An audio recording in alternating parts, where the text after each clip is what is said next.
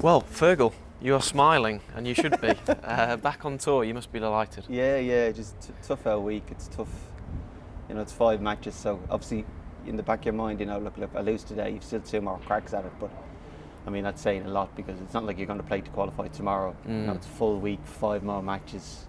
The pressure's only going to build and build. You know what I mean? So really, really proud of the way. I wouldn't say I had my best stuff this weekend, but a good attitude. Battled away, battled for everything, and managed to work out great. And you were on the World Snooker Tour for 31 years uninterrupted. Well, it's still uninterrupted. Still uninterrupted, obviously. But how was it? I guess what I'm trying to say is this is your first taste of this environment. How was Q School, and how did it match up with the stories that you hear? Yeah, it's tough. It's more draining. But I mean, look, to be fair, a couple of weeks ago, I was in second guessing whether he'd play because I even spoke to Ollie about it and was talking about Q School, and then I said, look, hold off on that because I didn't want to be saying what I was going to do in Q School the next season and ended up not going. So, but after a week or two, I said, look, I'll give it a go. I was always only ever give it one go, So it was a question of, right, if I'm going to play, I'm going to play, and give it everything. So to be fair, bar the first day, you're a little bit, because obviously I've been here before for the World Qualifiers. So once you kind of get used to things being a little bit different, to be honest, I was grand. I've always been fairly good at that. I says, if I'm playing. My attitude's usually fairly good, and I can just get engrossed in the matches and just try and get through. What were you thinking when you lost to Liam Davis in the World Qualifiers? Before the match, going into the match, but also after the match? Because, like you say, you weren't thinking I'm going to go straight to Q School. You had to think about this a little bit. Yeah, no. I probably didn't sleep for about a month thinking about it. Do you know what I mean? Was that a match that you expected to win against Liam? Or? No. I don't. Obviously, I didn't know, but I'm going on the basis that he beat Aaron Hill. Yeah, he played very well. If he beat Aaron Hill, he can play. Yeah. And I have to say, I was very, very impressed with him. I think that's a future world champion I've ever seen. I think his only weakness is that he's 15. When he's 18, 21, he's going to be savage because he's so much already in his package, and then he's Lee Walker looking after him, so he's going to be a super player.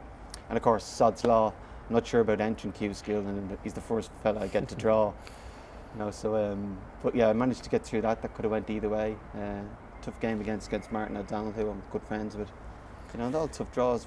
They're all, it's not like, oh, sure, great to Q School, I'll just get through it.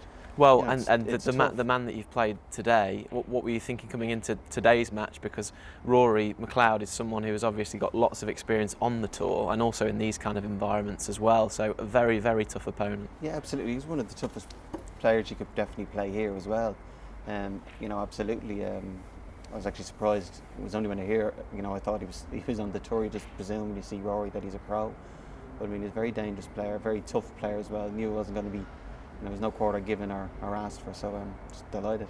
So what's your attitude now? 2 years to enjoy on tour. Will you enjoy them? Or that's the thing. That's because we know you're a serious operator as well. Yeah.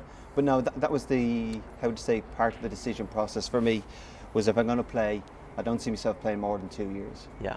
But within these 2 years, I'm going to play a limited schedule, because last couple of years, because I was chasing the points, I played in Tude out in Gibraltar, which for argument's sake, which I didn't really enjoy, but I was playing because I needed the money to try and get in. So I've no fears or qualms about 2 years' time not being on the tour.